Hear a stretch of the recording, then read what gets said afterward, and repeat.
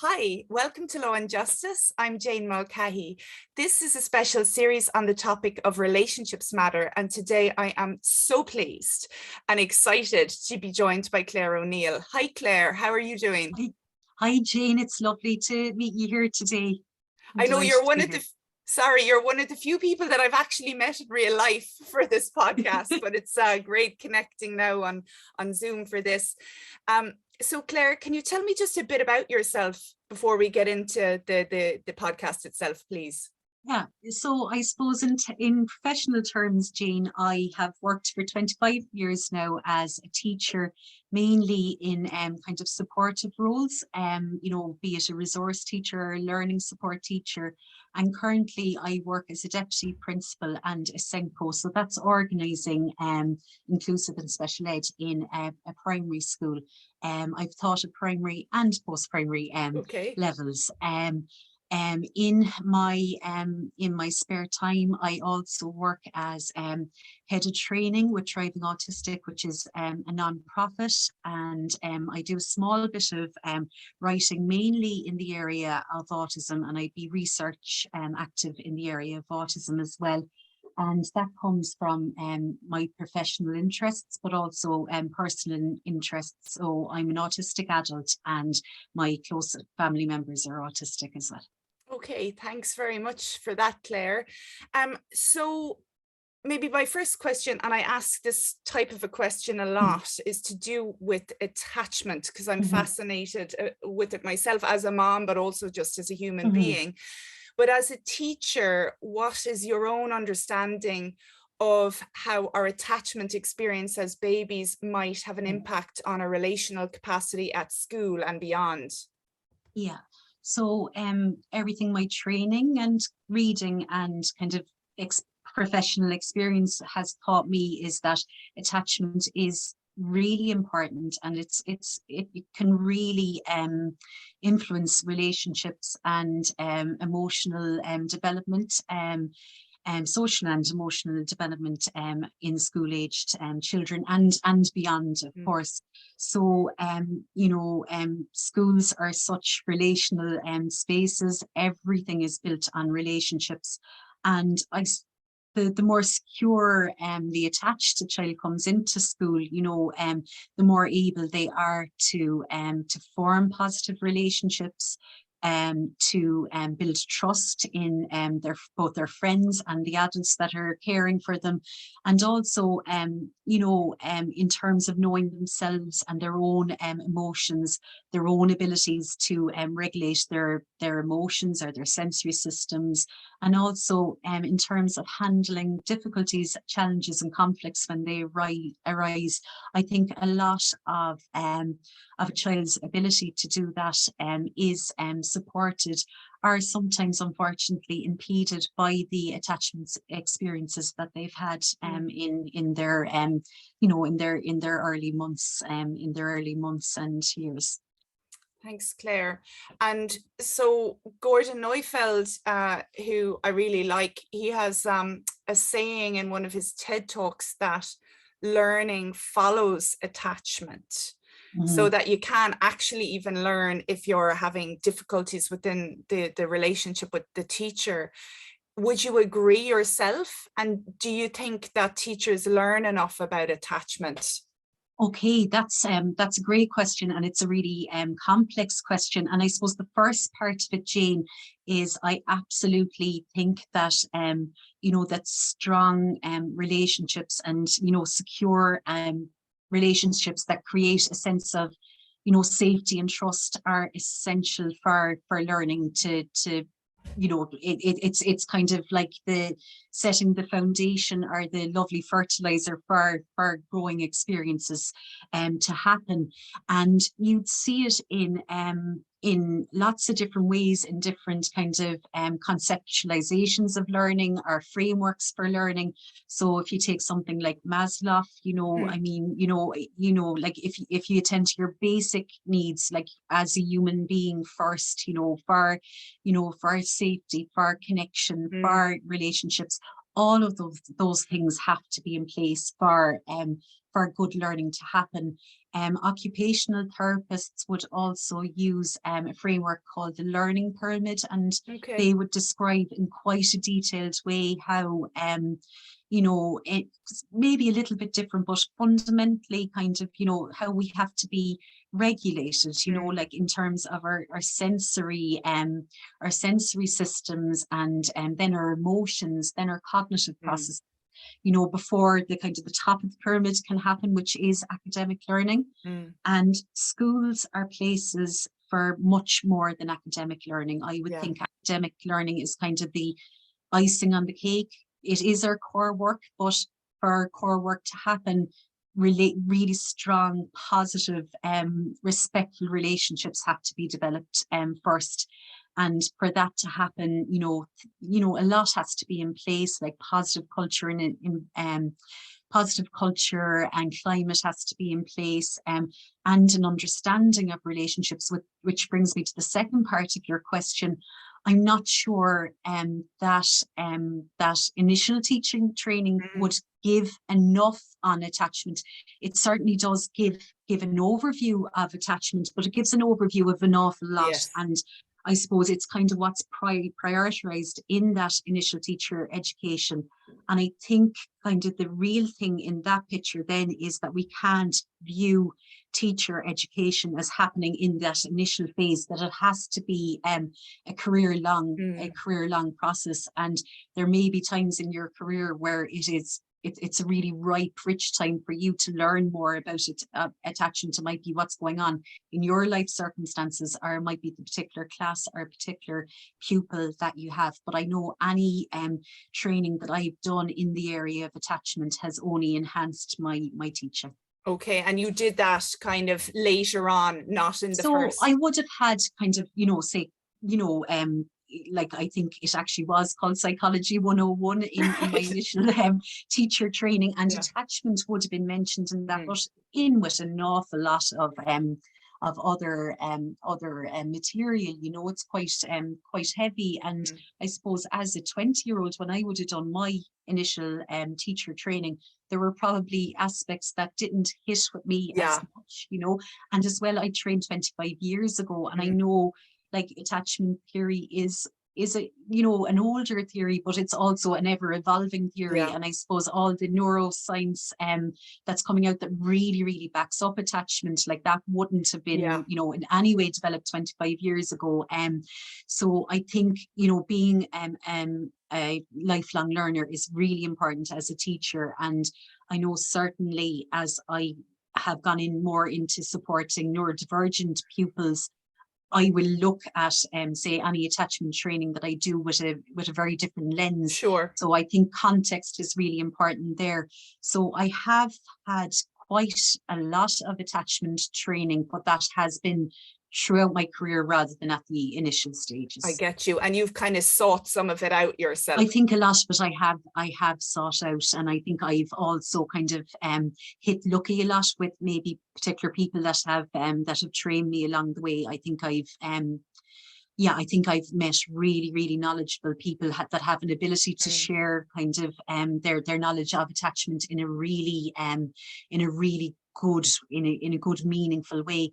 And also I think the more training you do, you can kind of see the correlations and the overlap between different trainings. So for example, in the past I would have done a lot of work as a restorative practice trainer and training schools in embedding restorative practice. And of course, having a good foundation in attachment theory is so helpful to like, you can do the training without it, but like it adds so much context and layers to restorative practice. I just think there's so many kind of complementary trainings that are on offer to teachers. And I think the more you do, the more kind of interconnections you can see, and it does enhance, I think it enhances your professional practice then.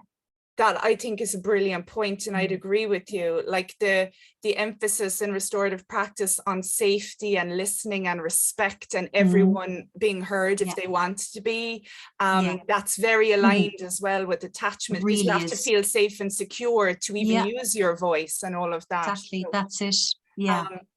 And from what you know now, Claire, in terms of, say, the teachers who are coming into Mary I or into any university for the first time now, do you think they get training on child development and the brain and neurodivergence now because of all the new findings that we have and the evolution of the science, I suppose?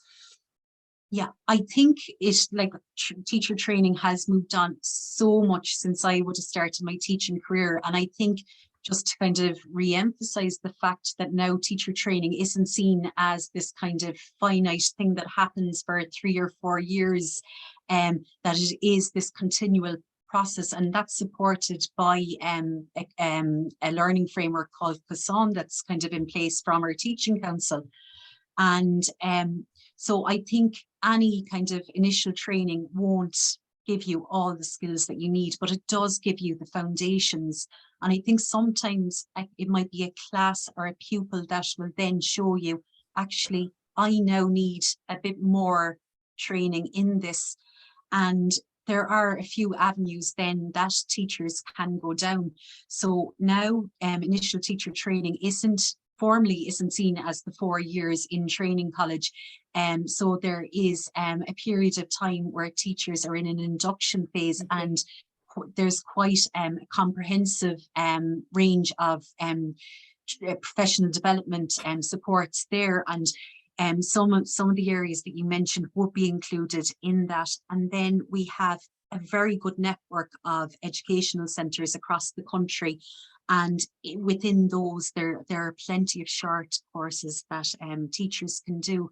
And there is kind of a rising kind of trend for teachers to go on and do masters in education or postgraduate training in inclusive ed. And depending on what course is picked, then, you know, the training may offer really, really comprehensive, you know, training in those areas. In terms of neurodivergence, I do feel, however, that we're kind of on the cusp of something quite exciting, but we're not there yet. And really, we might never, ever be there. It might always be something we're seeking for, but I think our training in that area does need to improve. I think it is improving, and certainly there are institutions that are early adopters of taking a really neurodiversity affirmative approach. So the course on special and inclusive education in UCC, the postgrad, which is open to teachers, they do have neurodivergent lecturers and speakers, which I think is absolutely essential when you're learning about neurodivergence. Yeah. And I think that Kevin Cahill and Dan O'Sullivan there have been very proactive and very supportive of the neurodivergent community in that. So they will be shining lights, I think, in this field. DCU would also have neurodivergent speakers on some of their inclusion related courses. NUIG Galway have also invited autistic and neurodivergent speakers. There may well be other institutions, but they would be the institutions that I'd have first-hand knowledge of. So I think it's improving, and I think we have quite a bit of a way to go. So, for instance, the Department of Education released or published new guidance on supporting autistic pupils and young people in particular. And whereas they do mention the neurodiversity movement, say the social model of disability, and that's to be really commended, and it's really welcome. And they do discuss language. It's not this central philosophy underpinning the guidance. I think that will be a further step, and I'm hopeful that step will come, but it's just not a step that's been taken yet. Thanks, Claire. And just while we're on language, because I was saying to you before we started, I'd be on Twitter a lot, and I follow quite a lot of autistic adults, and there's been some debate around, is neurodiversity the correct term, or is it neurodivergence? Yeah. So I started using neurodivergence because someone said that was the proper term. Yeah. Are they the same, or is one preferable to the other? That's a really great question. Again, another kind of, I suppose, quite complex question, and it's an area where there's a lot of kind of misunderstanding and actually misinformation.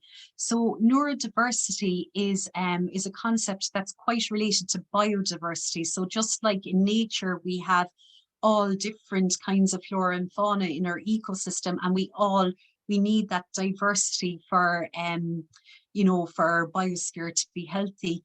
Neurodiversity is a concept that we all have different brains and different systems, nervous sensory systems.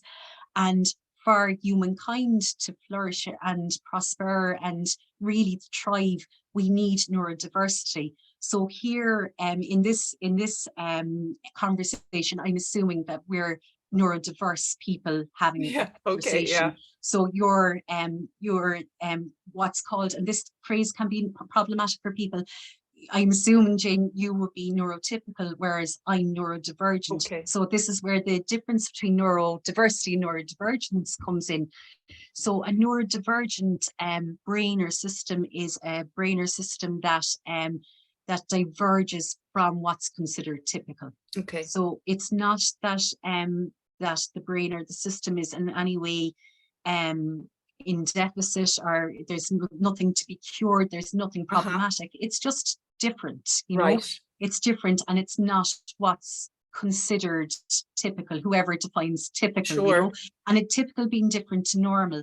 So if I was to say I'm neurodiverse, that's incorrect, because when you think we need diversity there to be diverse, but I am neurodivergent. Okay. So and then lots of other types of brains would go in underneath that neurodivergence. So like ADHDers, people with acquired brain injury, some mental health conditions would fit in under there.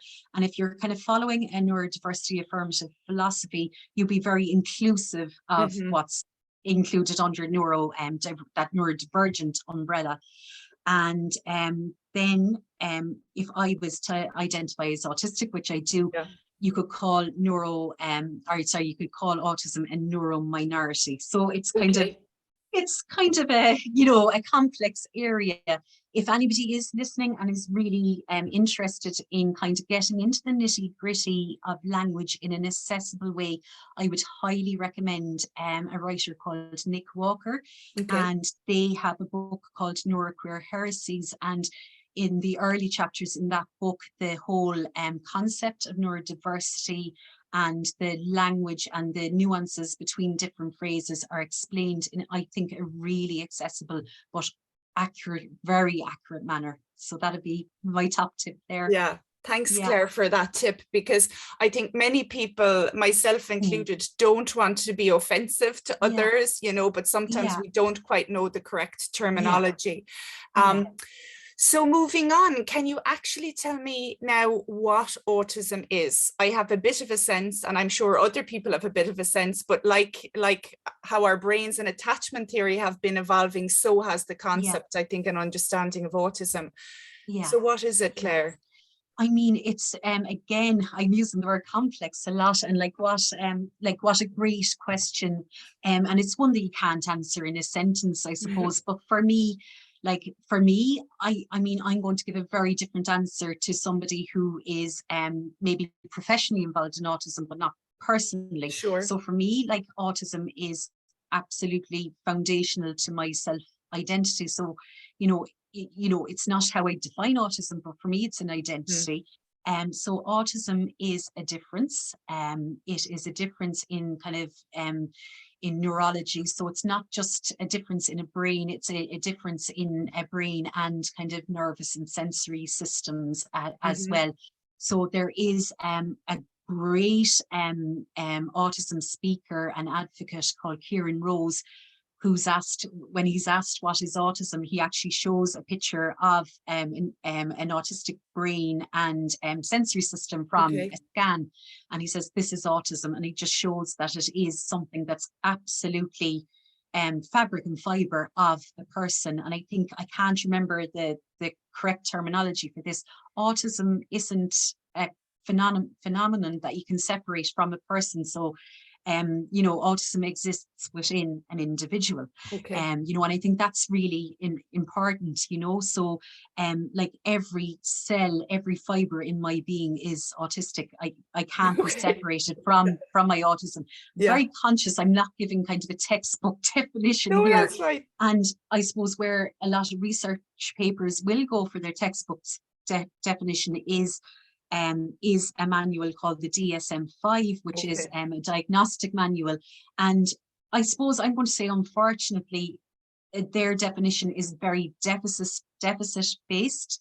It's based on what's called a dyad of impairments, and what they would see as impairments in social communication and kind of evidence of repetitive and restrictive behaviours.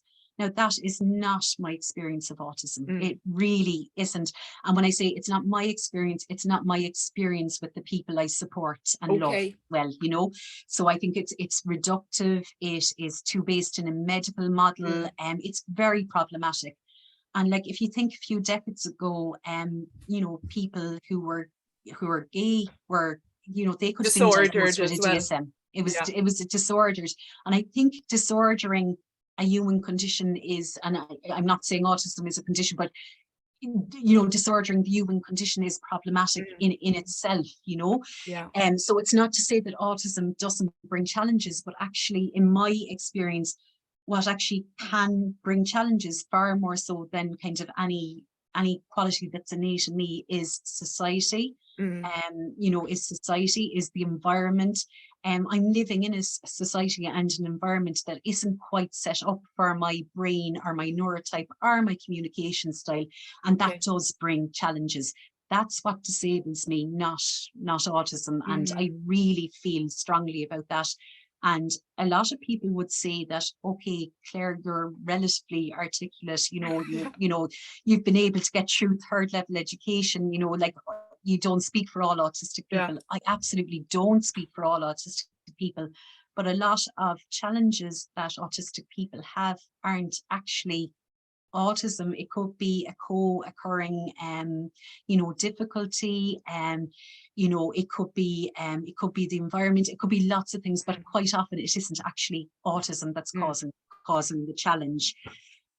Sorry, now I'm gone off on a bit of a tangent when I meant to be giving you a nice textbook definition. It's perfect. I think what, sorry, Jean, I think what can really, really help explain autism better is, I suppose, thinking of it of a difference, thinking of it as a different neurotype, but it's, you know, it's neurological. You're wired a bit differently, isn't that? Yeah, absolutely. And also there are two theories that have both been developed by autistic researchers, not autism researchers. Well, they are autism researchers, but they're also autistic researchers. And they are the double empathy problem and monotropism. And, you know, you mentioned kind of developments in neuroscience, and I think neuroscience is absolutely going to bear out these theories. I think it's already starting to happen. So double empathy in a real nutshell, because I realize I'm going on, double empathy challenges the idea that when there is a breakdown in social communication, that it's the fault of the autistic person or the neurodivergent person. In a communication exchange, there's, you know, unless you're having a lot of monologues, there's communication partners, and when that communication breaks down, it's up to both partners to to correct the breakdown. So oftentimes it's said that autistic people have very poor theory of mind. They may do when it comes to neurotypical people, but like when you think about it, neurotypical people quite often have very poor theory of mind when it comes to autistic people. And you know, so I'm not giving the most eloquent kind of explanation of double empathy, but it kind of just shows that, you know, you can't just put the onus on the autistic person for the communication breakdown, and it's what happens all the time. Fascinating. It's what happens all the time. Like, and it's further problematized in schools when you get in reports recommending social skills training for the autistic pupil. I mean, like, why? like they will quite often, like my experience of autistic people is that they are excellent communicators. But then I had to put on my kind of metacognitive hat and kind of going, well, I'm an autistic communicator, so it's quite likely I'm going to find them excellent communicators, but maybe not everybody is. So like, you know, there can be skills to be learned, but everybody else that's interacting socially with that person has skills to learn too. So I would find a lot of social skills programs very problematic in schools. It's interesting. The other theory I mentioned was monotropism, and I think monotropism explains so much, not just about autism, but other neurodivergent conditions. And monotropism would refer to the way that autistic people think, kind of hold attention, their interests. It's related to flow states, but also to our sensory experience of the world. So for the majority of people, we'd be polytropic in our kind of in our effect. So we can kind of flit from thing to thing, you know, whether it be attention or one experience to the next, or one sensory experience to the next. For our neurodivergent system, it is far more difficult to do that. I feel like I'm paying monotropism a bit of a disservice here, because monotropism is actually one of the most positive things about autism for me as well, because monotropism and monotropic attention style allows me to hyper focus. I was just about it to allows say. And flow states. There's a concept called autistic joy that is absolutely related to monotropism. Like, I suppose my ability to lose myself in, say, beauty in nature, or beauty in art, or beauty in music, I think is on a very deep level. And I think that is related to kind of my monotropic kind of system.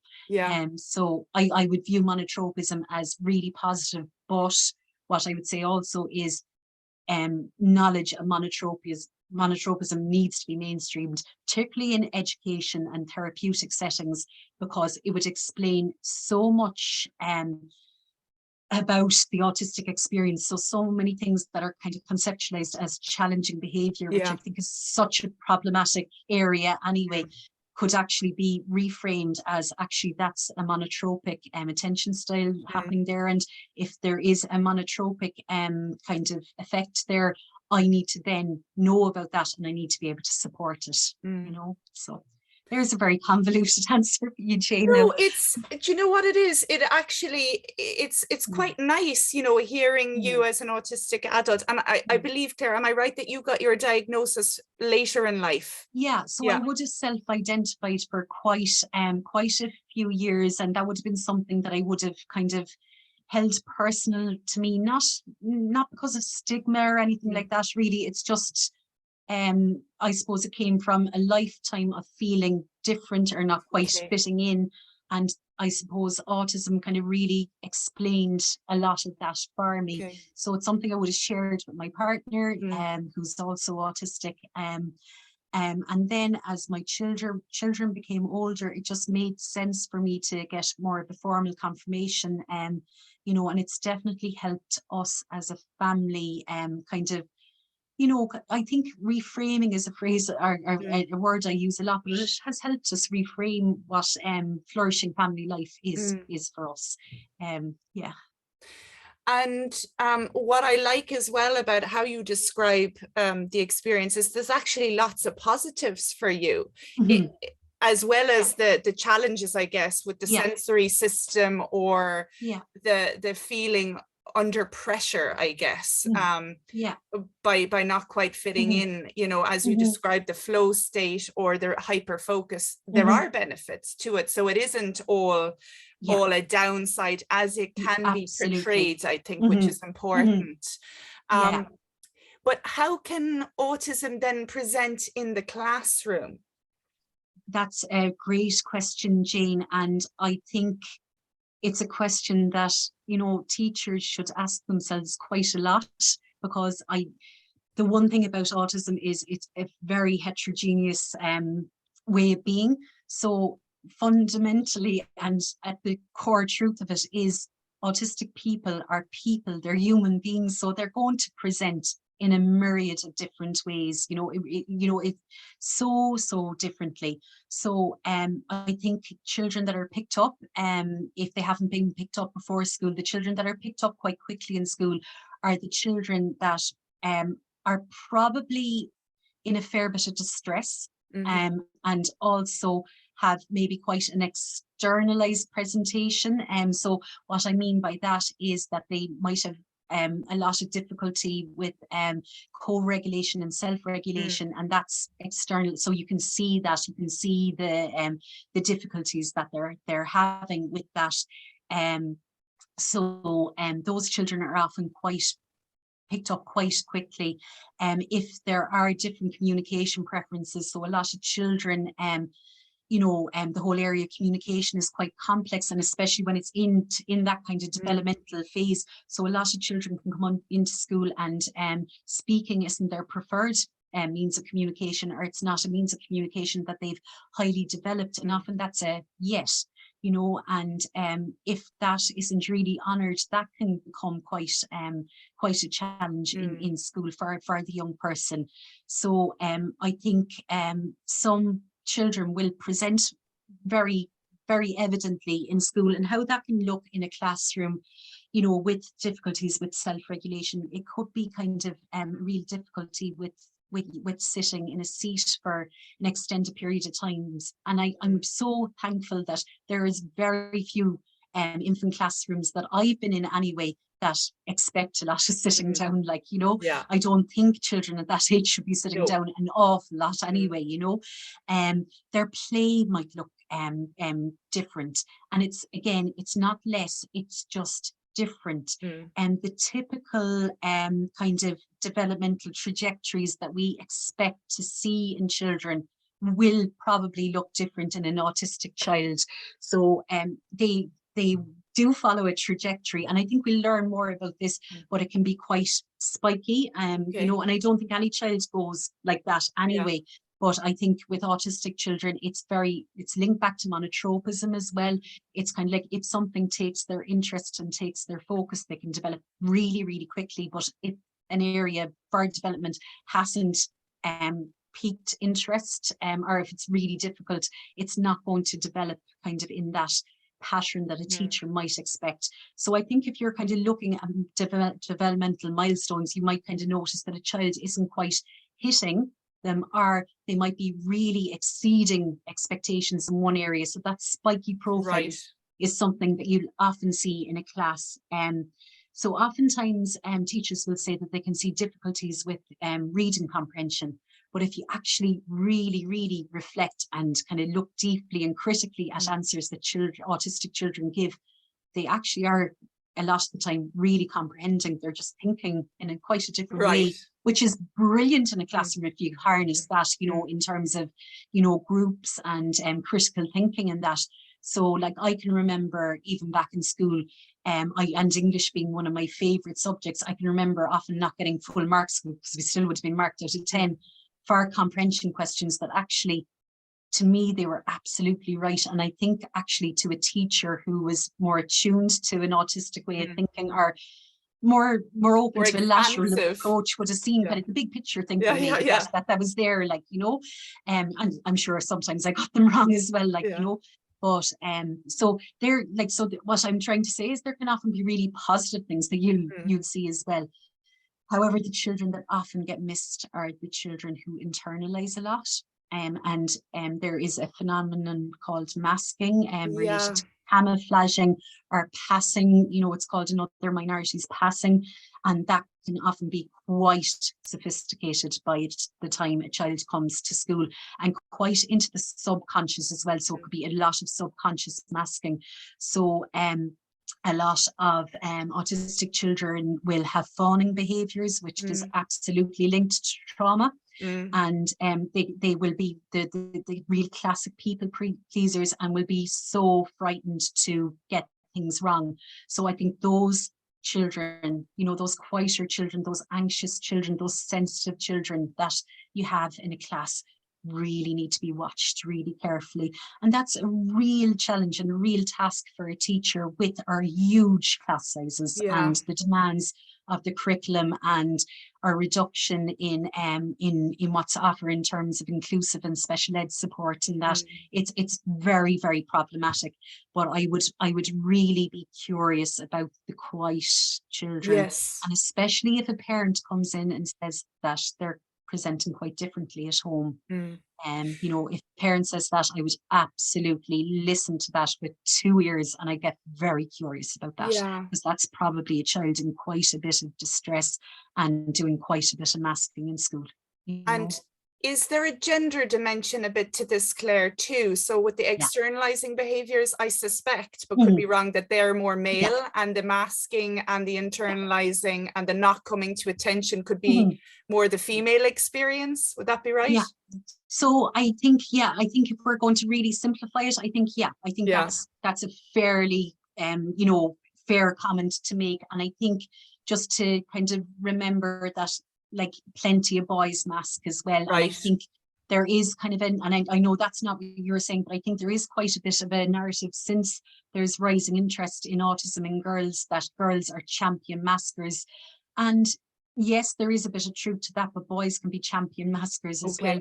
I think it's very complex. Again, I think with girls, a lot of their interests can be far more more kind of socially acceptable. And I'm kind of using that with a bit of caution. So, like, for me, it might have been you know, an interest in collecting fancy paper, but that was kind of the rage in school at the moment, at the time. But I think anyone who was looking at me carefully would see me gagging if I got a scented page that I didn't like the smell of, or there was a different quality to it.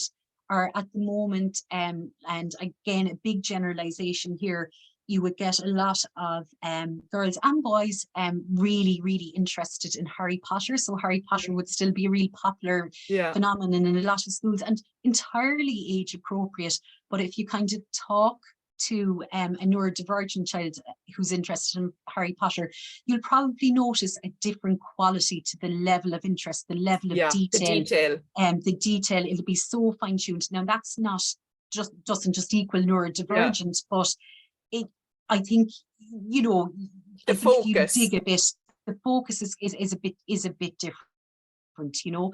And certainly if they're saying they love Harry Potter, you know, get them on, not your pub quiz, but like, if there is going to be a mastermind special topic on Harry Potter, they be the guys to do it. The quality of the engagement with the topic will be different, sometimes subtly different, but you will see a difference. And then ADHD, what is that, and how does that present in children in schools or anywhere really? But I think ADHD as a neurodivergent or neurominority is far more, I suppose, problematic, Jean, in terms of there's a lot more debate around, sometimes even around the existence of ADHD. Certainly the name is highly problematic, and it does cause difficulty for people then kind of trying to take on a positive self-identity as an ADHDer. So I know other acronyms have been suggested, like VAST, which is a variance in attention and stimulus. I can't remember what the T is, but you know, and still that's not quite hitting it. And some people say lose the surname, so you lose the D, lose the disorder. But then I think, you know, even attention deficit, it's still, you know, it's so medicalized, really. So ADHD, I have heard a lot of professionals say that they feel it's very overdiagnosed and over-medicated. In my experience as a teacher, and I've worked in a wide range of schools, that hasn't been my experience. If anything, a child that is exhibiting traits of ADHD, and if your kind of broader spectrum kind of interventions and supports aren't working for that child, and you're really trying things and there's a good consistent approach, in my experience, it is really hard from the referral pathway to getting a confirmation of ADHD is a really, really difficult process in Ireland, and whether you go privately or publicly. So to the best of my knowledge, as we speak now, there is no private multi-D team that you could go to. And like really for something as complex as ADHD, you absolutely need a kind of that real 360 kind of view and expert lens of a multi-D team. So I think with ADHD, again, it is also very heterogeneous, a huge overlap with autism. And I think another thing that's problematic, especially here in Ireland, if a child goes down one referral pathway, it closes off the avenues to other referral pathways. So it can be quite siloed. And like if I've learned anything about ADHD and autism, they're not in two separate silos at all. You know, they're not the same, but they're both neurodivergent. Huge overlap. Huge overlap. And you will hear people who are ADHD autistic saying, oh, my ADHD is fighting with my autism today. That might be somebody's real, and I've no doubt it's some people's real lived experience of it. It wouldn't be my experience.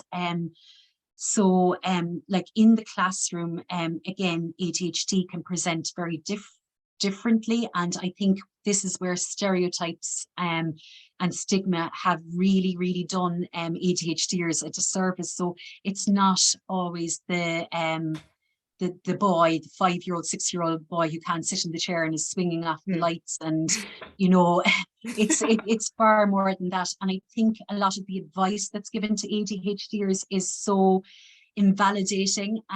It's stigmatizing. Some of it is discriminatory. So I know you know, the amount of ADHD adults who'd say they've had a lifetime of being called lazy, or you're so bright if you'd only apply yourself, or have you ever thought of a wall planner, use a diary, use color coding. These are all things that can help, but if it was as simple as putting a few organizational strategies into place, you know, it's more than basically more than that. What I have seen work very well in classrooms where there are ADHD pupils is educational approaches like universal design for learning, low arousal approaches, essential, and really considered use of environment.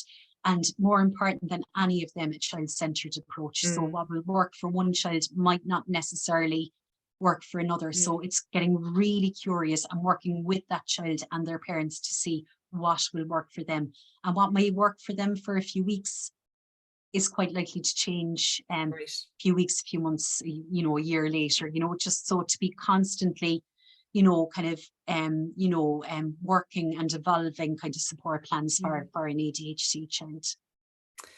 Thanks, Claire. And you referred there to the fact that trauma can sometimes, you know, be part of the picture for some people. And certainly I've heard myself that particularly in relation to ADHD, there can be high prevalence of ACEs. For example, Nadine Burke-Harris, the former Surgeon General of California, said a child with 4 or more ACEs was 32 times more likely to be diagnosed with ADHD compared with a child who had none. And I'm not sure if sometimes there can be an overlap for some people with autism and trauma. I suspect there could, institutional trauma within the school or bullying or, you know, feeling unsafe in the environment, and then a kind of attachment experiences perhaps as well, but just relational challenges can be disruptive and dysregulating. From your own experience, why might these overlaps be the case, or are they less common than some people maybe suggest? I think there is just such huge overlap, and I'm delighted that you used overlap, because I think that's what it is a lot of the time, you know, rather than kind of really debating chicken and egg, you know, and there is a place for that. But I suppose in my experience, and this would be from working with, you know, autistic people all across the lifespan, and my own experience. You know, I think this area is an area where we have to be very curious. I think we have to be very cautious and careful with what we're saying to parents with our forming our opinions, especially if we're assessing a child or supporting a family. I think it needs such careful unpicking. So I think there's quite a few things here, and I won't even scratch the iceberg today, Jean. But I think, first of all, if we take trauma and kind of that trauma lens, if you have, and if you do have a neurodivergent child in front of you, you more than likely have intergenerational neurodivergence. It's very unlikely you don't. So has that also brought intergenerational trauma? I would say yes. You know, I would say yes. Can trauma look like a neurodivergence? Yes, it can. Can a neurodivergence look like trauma? Yes, it can. Can both of them be there together? Absolutely. So Kieran Rose, who I mentioned earlier, and I don't think, I'm not quoting him here anyway, but I think Kieran Rose's view would be, show me an autistic adult who isn't you know, who isn't experiencing trauma, or who hasn't experienced trauma and been affected by it as well. I would say there's very few people that reach adulthood as an autistic person that hasn't experienced trauma, and like that can be trauma with a capital T or a small t if you want to make those distinctions. So like some things from my experience and what I've seen that kind of further illustrate that point would be the amount of invalidation that a neurodivergent child gets, even if they are in a very, very loving, supportive household. So even small things like, and I've done this as a parent as well, you're putting on socks in the morning and you need to get out the door. So every child, I think at some stage, has complained about itchy, scratchy socks. But for a neurotypical child, they're likely to habituate to the uncomfortableness of a sock.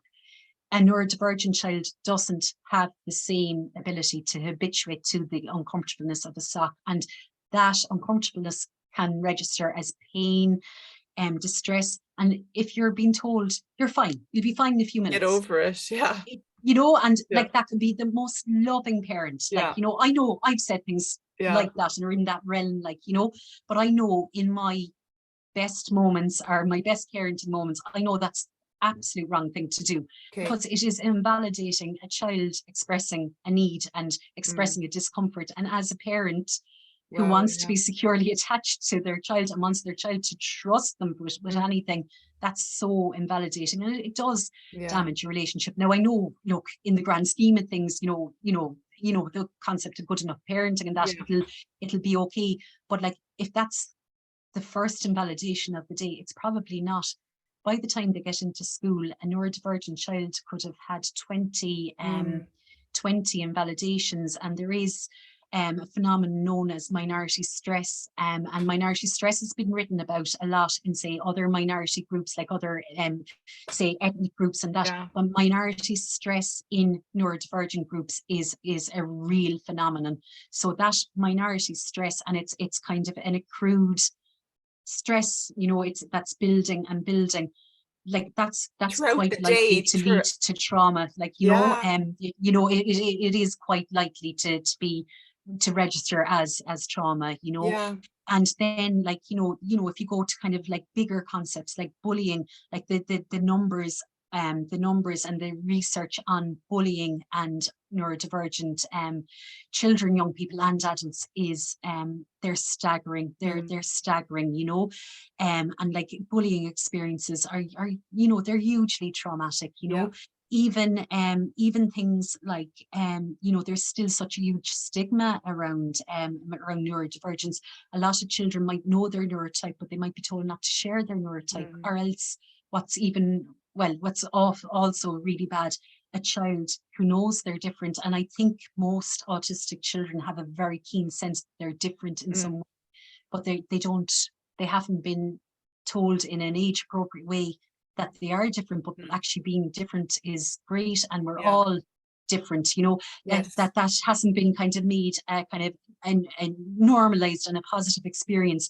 All of that will lead to a child that is more susceptible to trauma. And even thinking of ACEs there, like, I'm probably after hitting on a you know, on a few there, like, you know, and autistic people are far more likely to have health problems. You know, that's just for again a range of really complex factors, you know. So, like, you know, autistic people are far more likely to have more ACEs than a non-autistic person anyway. So it's really complex, but I think, you know, there is huge interplay, like you said. And I think rather than kind of really kind of seeing it as maybe something binary or siloed, I think looking at that interplay and kind of getting really curious as to, well, why might an autistic person be more inclined to also show signs of trauma, or you know, are more likely to encounter ACEs. And like, even when you think of like another example that I can think of now, like, you know, so like if your sensory system isn't quite matching your world, and if you're in quite a bit of sensory distress, you know, it is likely that someone in the family might start you know, either substance abuse or kind of, you know, disordered eating, or, you know, like other kind of maladaptive coping strategies. And that's where the intergenerational neurodivergence comes in, you know. So like something that on the surface might look like one thing, there might be, I think, and I think there quite often is further layers to it. Now, that's probably not the most eloquent answer, but that's kind of where I come to with kind of the intersectionality between the areas that you mentioned, Jane. Yeah, it makes a lot of sense to me. And again, I love your just refrain about being curious. Don't presume you know, because one thing is a parent ask and tune into the young person and try and help them feel safe with you, and the family feel as safe as possible. And be mindful, I guess, as an adult of the impact that you have on a child, you know, and your own nervous system can be co-regulating or dysregulating. But it's not always easy, because even with a child who's fairly well regulated, they can press your buttons. Absolutely. And as a school community, I suppose we're increasingly noticing that, and the importance of co-regulation, but also the challenges that like logistically are there to be kind of that adult that can, you know, support regulation and be in that really supportive regulatory kind of relationship. So one thing that we have done is we have piloted professional supervision from kind of a trauma-informed perspective in our school for all members of staff, not just teaching staff. And like one of the kind of outputs, I suppose, for it, like number one, it is to help people, but we are hoping that it will help us be more trauma-informed when we are with our children in school, but also that we'll have increased capacity and competencies and skills in co-regulation, that we'll be our very best selves for children who might have to borrow reason or calm or whatever it is they need to borrow from us in their kind of more difficult moments. So we kind of want to, you know, kind of be those positive role models, and kind of sometimes knowing that you need a bit extra support to be those role models, I think in itself is really positive role modeling. And so far it's working out really, really well. That's brilliant, Claire. And I mean, I've interviewed Dr. Bruce Perry before, and he was saying that we need to take care of the caregivers. So if that's the mom, then she needs support. But teachers are also caregivers, so they do need support. If we're asking them to be as caring and calm and regulated as possible, then we can't expect them to do it in a vacuum and with ever more demands on them and fewer supports. I'm conscious of your time, but if you have a few more minutes, do you have a couple more? I do. Bruce Perry has a lovely phrase that I use all the time about the sequence of engagement for dysregulated or traumatized kids, but it applies to all of us really, and it's regulate, relate, reason. Yeah. Is that type of sequence generally, do you think, kind of followed with dysregulated children in schools, or maybe in your school now with the trauma-informed approach? And would it work well with a child with autism as well? Yeah. So I'll answer your question backwards, Jane. Yeah, absolutely, it would work with an autistic child, and especially just keeping in mind that autistic children are children. I think like what Bruce Perry says in those 3 R's, it makes such sense, doesn't it? It really does. But then when you link it to neuroscience, the science adds up as well. So I think, then yes, I think it's probably the only way to go with, not the only way, but like it is a really well considered way to support an autistic child or any autistic person. And like you said, for any of us, I think it's a really good kind of concept or framework to kind of think of. And this is something that I would teach explicitly to a lot of children, and especially a lot of autistic children. So whereas some social and emotional kind of approaches might not hit home as much, something like bringing it back to neuroscience, and even, the hand model of the brain, and, bringing it back to reptilian brain, and the importance of being able to, regulate first before you can do anything else. Another framework that the 3 R's line up really well is that learning pyramid that a lot of OTs use. So I think when that's explained, I think a lot of teachers get this innately. Right. And I think some teachers then, some teachers may hold on to kind of more of a not quite a punitive approach, but kind of a corrective or maybe behavioral approach, that kind of realm of approach. But I suppose it just doesn't doesn't work, it's certainly not how my school would work, or other schools that I've worked in. It just wouldn't work, because if you're about relationships, you can't reduce down to kind of cause and effect and withholding of privileges. It's not how I would like to be treated. So why would I treat anyone else like that? So in terms of is it used in every classroom? I would say quite a few teachers will be aware of Bruce Perry's work, and I think they'd be quite aware of that kind of, I can nearly see the triangle visual. And I think where it really hit home in my school, and I think it's kind of a school who innately gets it because it's fabric and fibre of our culture and climate. But I think when you do have, say, children that just do need that really, really extra piece of understanding and support, and maybe digging deeper with, I think, using a low arousal approach really links in with Bruce Perry's ideas. And I think with a low arousal approach, if a child is in a really, really heightened state, there is absolutely no point in reasoning with them, because reasoning, their prefrontal cortex just isn't, it's switched off, the lights are off, there's nobody at home there. And I think it's actually seeing that low arousal approach work. And from the outside looking in, I'm kind of thinking of incidents in my head. It actually looks like you're doing nothing, but you're doing a lot. But what you're not doing is you're not trying to engage reason. You're actually not even really, in a big sense, trying to engage the relationship. What you're doing is you're just creating that sense of safety, leaving the child go through what they need to regulate, and then to follow on, to do relationship repair and all of that. And if the child is ready, and there's a lot of things that have to be in place to be ready, then you can do a debrief and do your reasoning and kind of remind the child of their other strategies well after the event. But I think those 3 R's are fabulous. I think they are absolutely what work. I don't think they're in every classroom.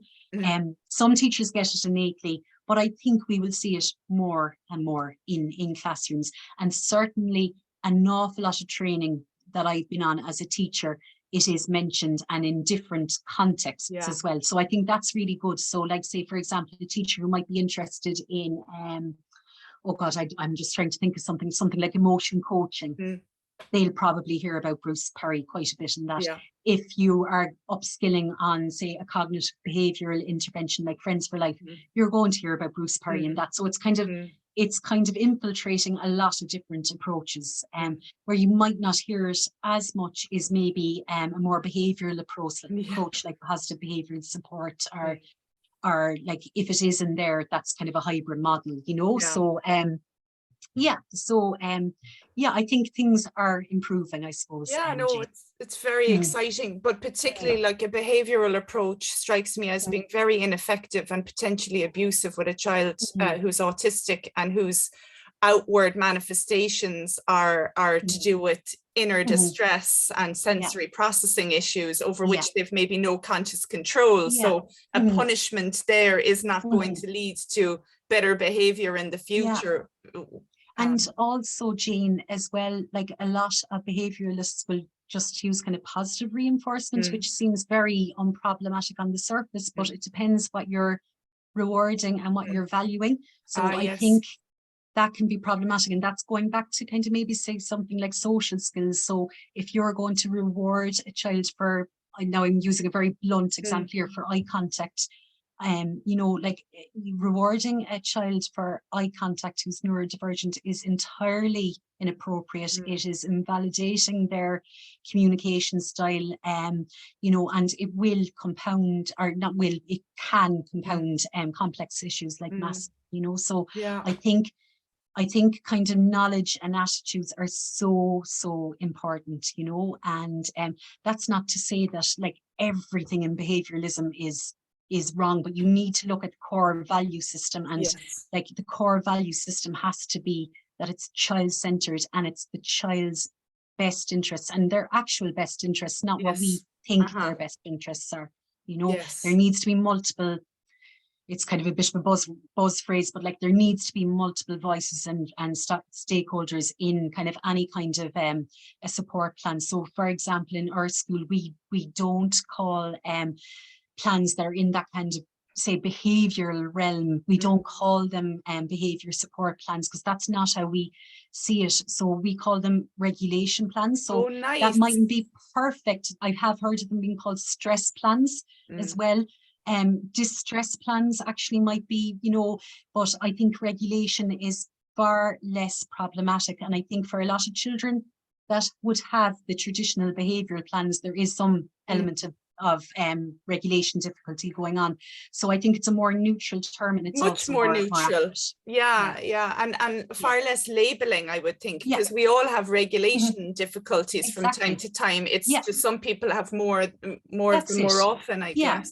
Yeah, so like my regulation plan in the morning would be to kind of use a citrusy shower gel, you know, and on mornings that it's bad, maybe 1 or 2 cups of coffee, you know. That is a regulation plan, but it's just some children will have more formalized ones, and that's not to belittle their needs, but like it does kind of, you know, it does demystify, I think, you know, and depathologize as well, which I think is important. Absolutely. And I've just 2 more. The nurture room approach is gaining traction a bit more now in Ireland. What is it, Claire, and why does it work? Or if it works, why does it work? So the nurture room approach is an absolutely gorgeous approach, and yes, it does work.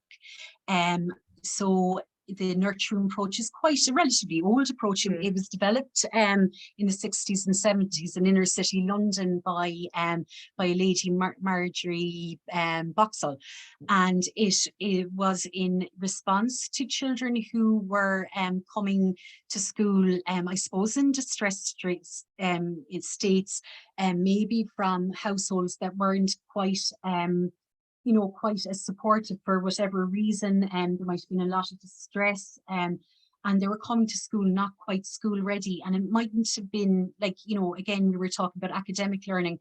The academic learning probably wasn't happening, but also what wasn't happening was like that emotional development and emotional competence, emotional literacy. So those social and emotional skills needed a lot of support.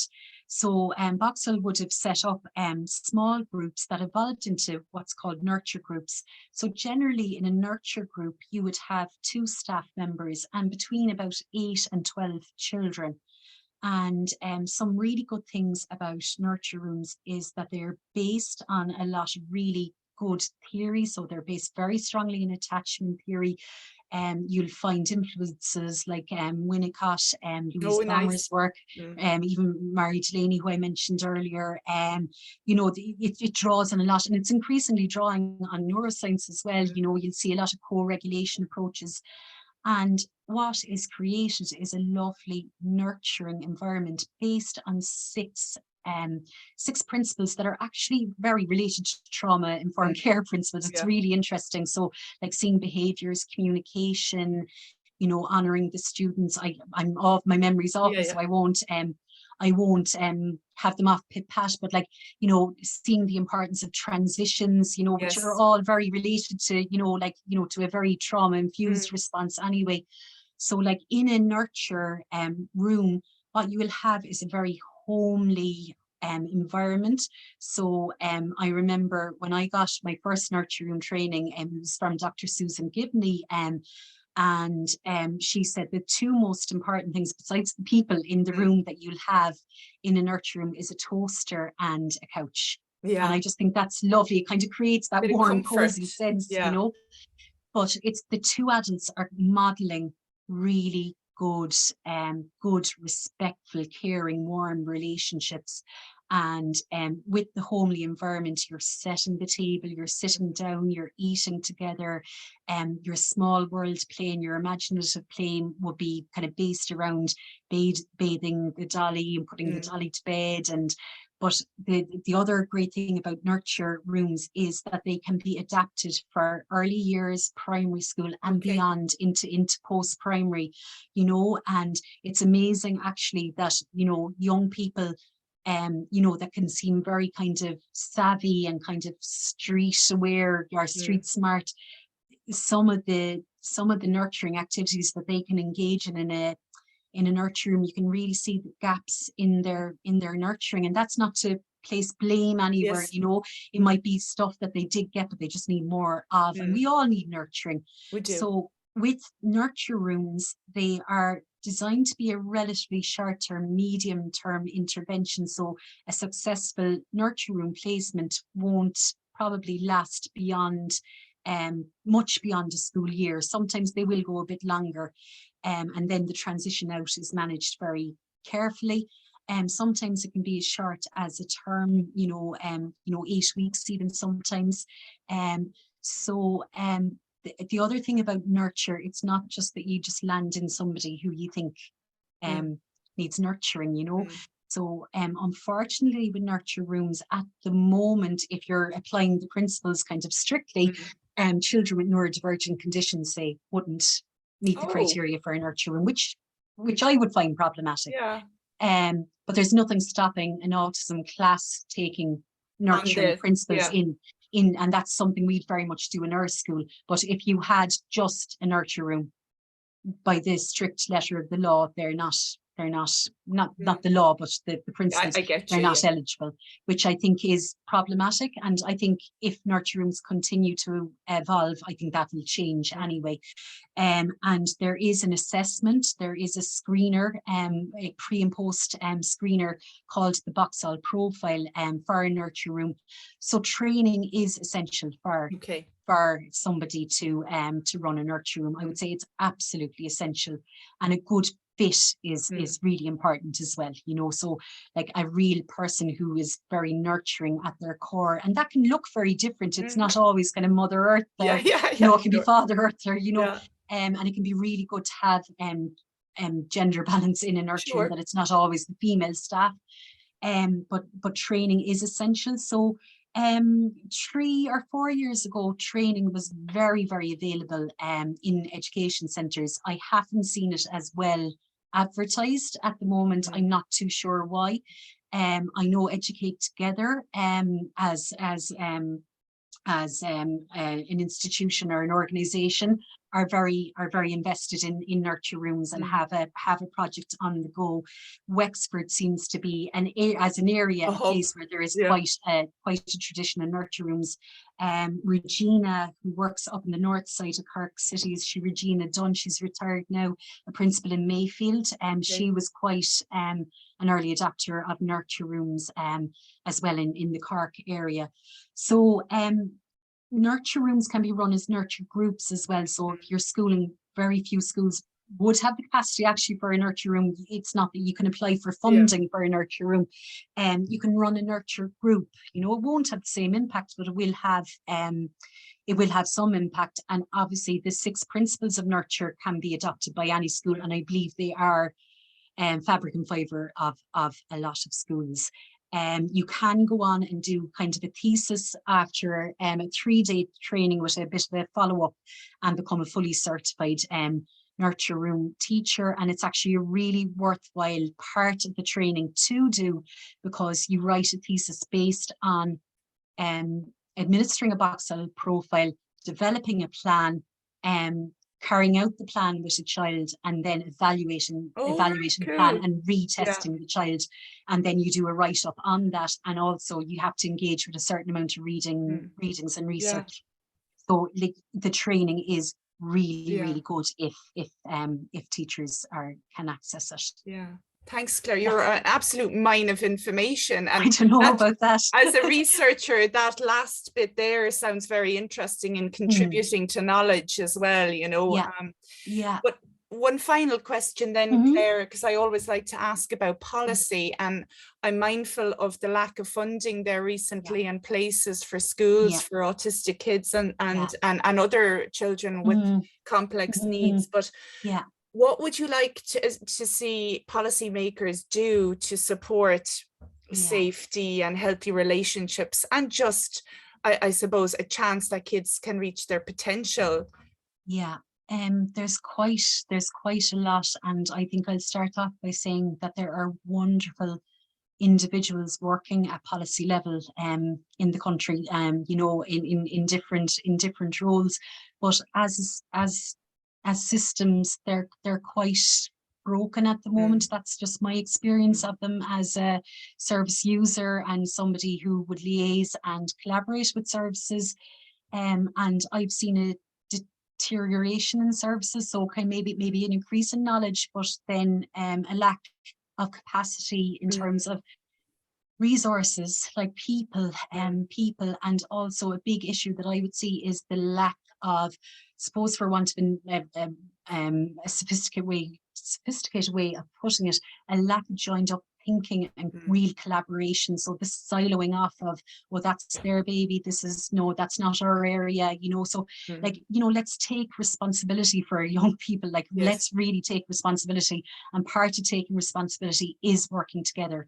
And I'm not saying that is easy, I'm not saying that would happen overnight, but I don't know how many letters I've written in the past few years asking outside agencies to collaborate and giving specific examples of how I'm willing to collaborate as a teacher outside of my, you know, school time or whatever. Like, and I know there's people in those organizations that have that passion and, you know, that whatever to do that as well. But for some reason, hands are being tied behind backs. So I think resourcing is huge. And I know money doesn't grow on trees, but, you know, we need to really be very smart about where we are putting resources and how we use our resources. And if systems, and if I talk about schools, because they're what I know best, if schools aren't resourced adequately, you can be the most talented, motivated teacher in the world, that are SNA, that wants to affect change. But if you don't have the resources, you're not going to realize, you know, your potential, or more importantly, the potential of the children that you're supporting, you know.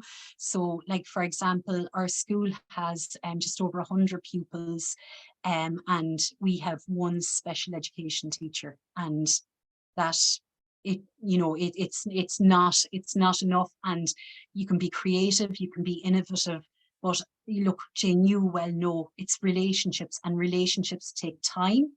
They take time. You can't just go in quickly, be nice to a child and assume that you've established a really strong, trusting relationship. It's way more skilled and complex than that. You know, we need to give children more credit than that.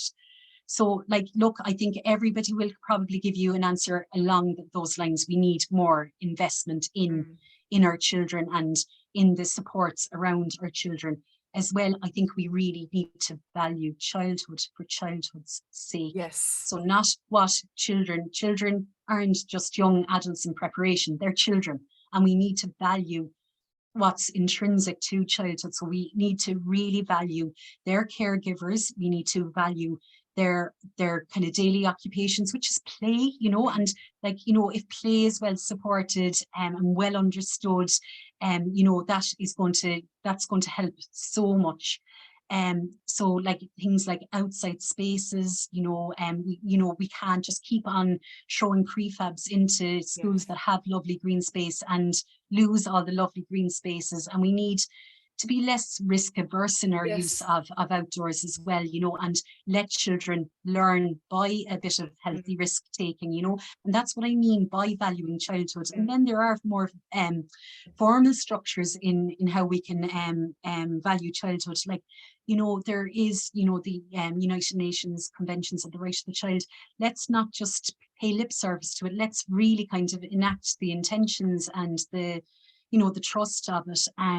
You know, let's really engage, you know, child voice, but not just engage it, but let's act on it, you know, as well. You know, let's listen to what children are saying to us and act on it. You know, I think a lot of the time, you know, especially there's a lot of narrative in social media at the moment about how hard lack of resources is on schools, on teachers, on parents. There's very little about how difficult that both the narrative and the lack of resources is on children, you know. That's so true. Children are in some way getting lost. I don't think intentionally, but like children need to be at the forefront of all policy making decisions. Some positive things that I've seen is the Department for Justice and Youth Affairs. I'm probably leaving out a bit of the acronym there, but you know, they are engaging with the autism community in a very considered way, in a very considered way. They're all, I hope that some young people are getting their voices heard in that, and I know autistic adults are getting their voices heard in that. So I think listening, investing, and being really sure about what we value. So like, you know, that idea of childhood preparing workers for a capitalist workforce, that's not good enough. Of course, like, you know, that's part of what we do in school. Like, you know, we do want to build 21st century skills, but like those foundational skills, like building positive relationships, building positive self-identities, having a strong emotional literacy, and you know, having a strong base in social and emotional learning, they're the things that are really going to matter and affect change for our children. Claire, so thank you so much. No, it's brilliant. I mean, I agree with all of that. It makes a whole pile of sense to me. And yeah, I couldn't agree more with the fact that children are not just workers in the making. You know, I mean, yes, we'd like them to be able to get employment that is meaningful to them, but they have value in the here and now, and childhood is brief, and it you know, it's so important to future functioning. So I'll leave you there, Claire. Thank you so much for joining me today and sharing your remarkable work and your insights with me. It's been wonderful to reconnect. And Jane, it's been a pleasure. Thank you for having me. No, it's been a real pleasure. Look, I'm talking about what I'm interested in. So yeah, it's been a pleasure. Thanks, Jane. Indeed. So this has been Law and Justice with me, Jane Mulcahy, and my fantastic guest today, Claire O'Neill. Thank you all.